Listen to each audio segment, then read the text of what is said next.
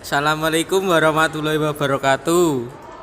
Kami dari kelompok 7 akan mempresentasikan hasil diskusi kami yang berjudul Life Science Plants and Seeds.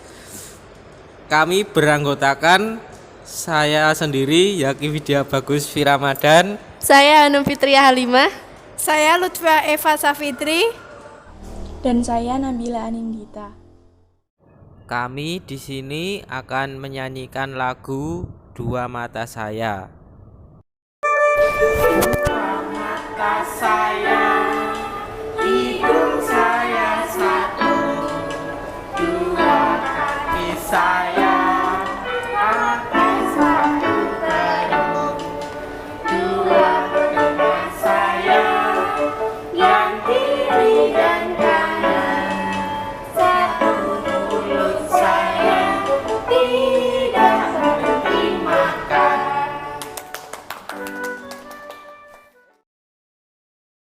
Assalamualaikum warahmatullahi wabarakatuh. Perkenalkan, nama saya Hanum Fitria Halimah dengan NIM 1911112440021 akan mempresentasikan hasil diskusi dari kelompok kami, yaitu yang pertama tentang profil TK. Jadi kemarin kita observasi di TK Harapan Gandok yang beralamat di Gandok, Cawendok, Condong Catur, Kecamatan Depok. Akreditasi yang ada di TK sana adalah B, kemudian kurikulum yang digunakan 2013. Model pembelajaran yang dianut oleh TK sana yaitu model kelompok. Kemudian jumlah kelas ada 3, terdiri dari kelas TKA, TKB 1 dan B2. Jumlah siswa yang ada di sana ada 72, jumlah guru ada 4, dan kepala sekolah bernama Ibu Sumarni. Selanjutnya yaitu pengertian perkembangan kognitif. Istilah kognitif berasal dari kata cognition, artinya pengertian dan mengerti. Kognitif adalah proses yang terjadi secara internal di dalam pusat susunan saraf pada waktu manusia sedang berpikir. Pengertian yang luasnya cognition atau kognisi adalah perolehan, penataan, dan penggunaan pengetahuan. Menurut para ahli, jiwa aliran kognitivis, tingkah laku seseorang atau anak itu senantiasa didasarkan pada kognisi, yaitu tindakan mengenal atau memikirkan sesuatu di mana tingkah laku itu terjadi. Selanjutnya yaitu teori perkembangan kognitif Piaget adalah salah satu teori yang menjelaskan bagaimana anak beradaptasi dengan cara menginterpretasikan objek dan kejadian-kejadian di sekitarnya. Bagaimana anak mempelajari ciri-ciri dan fungsi dari objek-objek seperti mainan, perabot, dan makanan, serta objek-objek sosial seperti diri, orang tua, dan teman. Piaget memandang bahwa anak memainkan peran aktif di dalam menyusun pengetahuannya mengenai realitas. Anak tidak pasif menerima informasi walaupun proses berpikir dan konsepsi anak mengenai realitas telah dimodifikasikan oleh pengalamannya dengan dunia sekitar dia.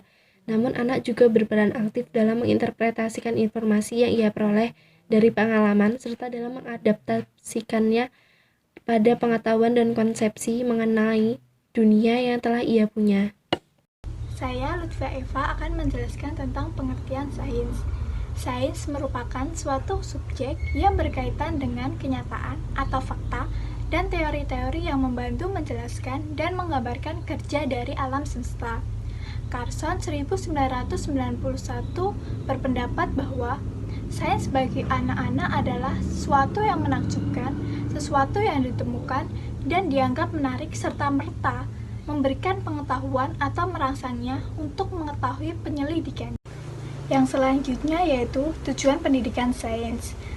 Yang pertama, anak memiliki kemampuan memecahkan masalah. Yang kedua, memiliki sikap ilmiah. Dan yang ketiga, anak menjadi lebih berminat dan tertarik untuk menghayati sains yang berada dan ditemukan di lingkungan dan alam sekitarnya. Yang keempat yaitu anak mendapatkan pengetahuan dari informasi ilmiah. Anak dapat menjadikan observasinya lebih teratur dan sistematis. Yang terakhir yaitu dengan belajar sains, anak dapat melihat atas kebesaran Allah yang menciptakan dunia dan alam. Saya Nabila Anindita dengan NIM 19111244022. Di sini saya akan menjelaskan tentang fungsi pendidikan sains. Fungsi pendidikan sains untuk anak dibagi menjadi dua klasifikasi, yaitu secara sosial dan secara emosional. Yang pertama secara sosial, dengan melakukan kegiatan sains, anak memiliki kesempatan untuk berbagi alat, bahan, maupun ide dengan teman-temannya.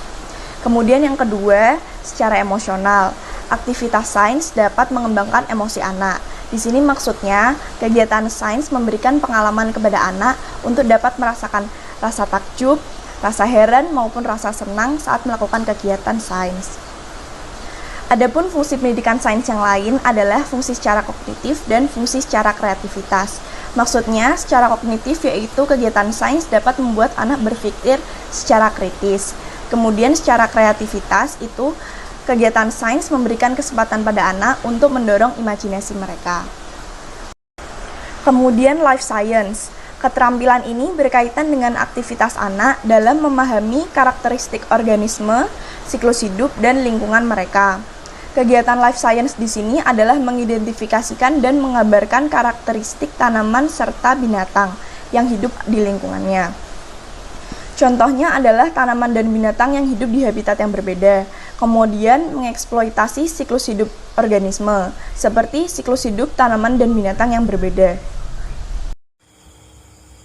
Metode dan cara mengimplementasikannya untuk meningkatkan kemampuan life skills. Satu, kegiatan eksplorasi. Melalui kegiatan ini, eksplorasi anak menemukan sesuatu yang berhubungan dengan dirinya sendiri dan memilih kegiatan yang sesuai dengan minatnya. Pemecahan masalah. Di dalam pemecahan masalah, anak-anak merencanakan, meramalkan, mengamati hasil-hasil tindakannya, dan merumuskan kesimpulan dari hasil tindakannya. Yang ketiga, diskusi. Diskusi merupakan metode diskusi yang berfungsi dalam strategi pembelajaran yang menunjukkan interaksi timbal balik atau berbalas antara guru dan anak. Yang keempat, belajar kooperatif. Kooperatif sebagai suatu strategi pembelajaran yang melibatkan anak-anak untuk bekerja sama dalam kelompok yang cukup kecil dan setiap anak dapat berpartisipasi.